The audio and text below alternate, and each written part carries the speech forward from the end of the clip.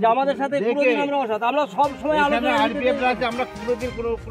আমরা চাই সব সময় শান্তির সাথে আলোচনা হয়ে গেল। আমরা তো শান্তি তো হয় না, বন্ধ করে দিয়েছি। কিন্তু এই যে এত রাত্রিরে কেন করবেন? আপনি দিনের বেলা করুন, আপনার যদি অর্ডার থাকে আপনি দিনের বেলা করুন। ইনি হচ্ছে সেই রেল কর্মচারী যেনার হাত থেকেই রাস্তাটা বন্ধ হতে চলেছিল। এখন দেখা গেল পুরোপুরি ড্রিঙ্ক করে আসেন ইনি। দেখুন পাবলিক প্লেসে কেমন করে সিগারেটটা ধরাতে চাইছিলেন, আমাদেরকে বলছিলেন যে দেশলাই দিন সিগারেট খাবো।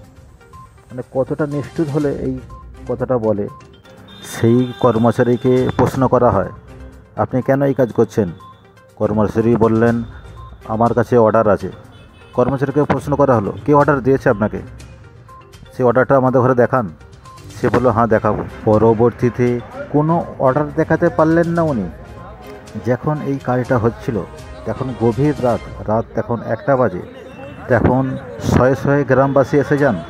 ওই সময়তে ওই জায়গাতে খুবই উত্তেজনা সৃষ্টি হয়। পরবর্তীতে জগৎবল্লভপুর পুলিশ ওই জায়গায় নিয়ন্ত্রণ করেন। গ্রামবাসীকে পুলিশ বললেন, আপনারা যে যার বাড়ি চলে যান, এইখানে আর ভিড় করার দরকার নাই। রাস্তা যেমন ছিল অমনই থাকবে, পূর্বতে যেমন ছিল রাস্তা অমনই থাকবে, আপনারা চলে যান এই জায়গা থেকে, ভিড় করেন না। তো পরবর্তীতে গ্রামবাসী ওই জায়গা থেকে সকলে আস্তে আস্তে সকলে বাড়ির দিকে রওনা হতে থাকেন। রেল দপ্তরে গ্রামবাসীদের পক্ষ থেকে চিঠি করা হয়েছিল। রেলের ইনকোয়ারি সার্ভিস অফিসাররা এসে ইনকোয়ারিও করে গিয়েছে, যেখানে বলা হয়েছে যে রেলপট্টি চাগিয়ে একটি আন্ডারগ্রাউন্ডের ব্যবস্থা করে দেওয়া হবে। আগে আমাদের রাস্তা ঠিক এমন ধারা ছিল, তাও খুব খারাপই ছিল।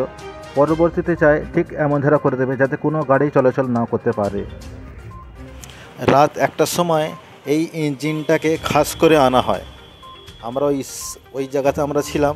রাত 1টার সময় এই ইঞ্জিনটাকে খাস করে নিয়ে এসে, এই ইঞ্জিনের কাজ হচ্ছে খুবই দ্রুত কাজ করে ইঞ্জিন। এদের সেকেন্ডের মধ্যে সমস্ত রাস্তা যে পথ চলাচল রাস্তা রয়েছে, সমস্ত পথ চলাচল রাস্তাকে পুরো আউট করে দিয়ে নিজের মতন রাস্তা তৈরি করে ফেলে।